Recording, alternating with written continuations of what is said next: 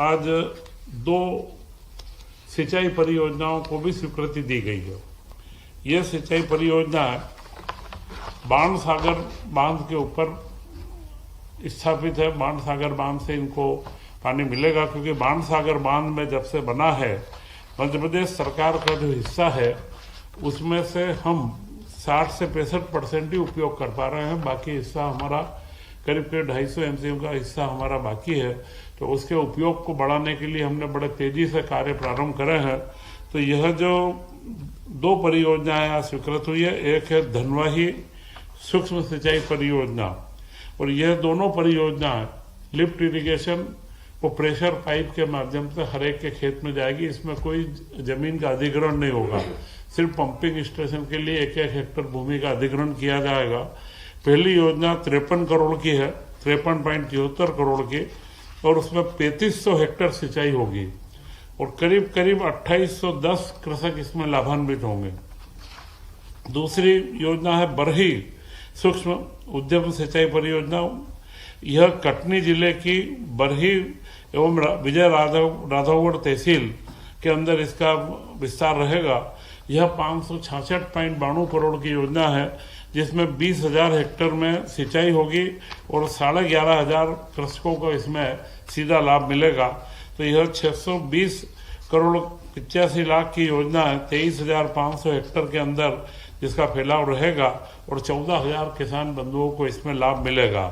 ये 2 सिंचाई परियोजनाओं को हमने आज स्वीकृत, मुख्यमंत्री जी के अध्यक्षता के अंदर इसको स्वीकृत करा है।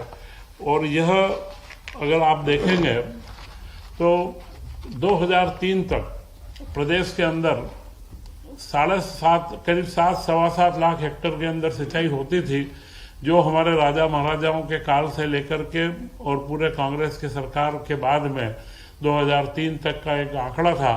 इसके बाद में जो हमारी सरकार 2003 से बनी, परंतु पिछले 2 वर्ष में डॉक्टर मोहन यादव जी के नेतृत्व की सरकार ने 2 साल के अंदर ही 7.5 लाख हेक्टेयर सिंचाई का जो आज जो हमने स्वीकृत करा, इसको मिला करके 7.5 लाख हेक्टेयर की योजनाओं को धरातल पर उतारने का कार्य हमने प्रारंभ करा है। और इससे जो हम अगले वर्ष को किसान वर्ष के रूप में, किसान कृषक कल्याण वर्ष के रूप में मना रहे हैं, उसमें जल ही सबसे महत्वपूर्ण बिंदु रहता है। तो उसमें हम बड़ी गंभीरता से कार्य कर रहे हैं। और जल के साथ में इन सिंचाई परियोजनाओं के अंदर जब भी बड़ी योजनाएं बनती है तो विस्थापितों का एक बड़ा मामला रहता है। तो हमने यह उदाहरण भी दे रहे हैं कि जो 25,000 परिवारों को पट्टे बना करके जो सिंचाई परियोजना के माध्यम से कोई हमारे बंधुओं को जो समस्या आती है उनका भी हम निराकरण तत्काल करेंगे। भावांतर योजना जो मध्य प्रदेश में बड़े सफलतापूर्वक लागू की गई और उसमें 7,10,000 से अधिक किसानों को 1,500 करोड़ रुपए से अधिक की राशि का वितरण किया गया। और मध्य प्रदेश ऐसा पहला राज्य है जिसने भावांतर योजना को पूर्णतः लागू करा है। इसी के साथ में इसका भुगतान भी तत्काल 2 माह के अंदर कर दिया गया। एक प्रदेश में पहली बार भोपाल के अंदर ही 30 जनवरी को पुष्प महोत्सव आयोजित किया गया। यह कोई फूलों की प्रदर्शनी नहीं थी, यह मध्य प्रदेश के किसानों को उनकी आमदनी बढ़ाने के लिए पुष्प की खेती की और फूलों की खेती की ओर आगे बढ़ाने का भी एक उत्सव था।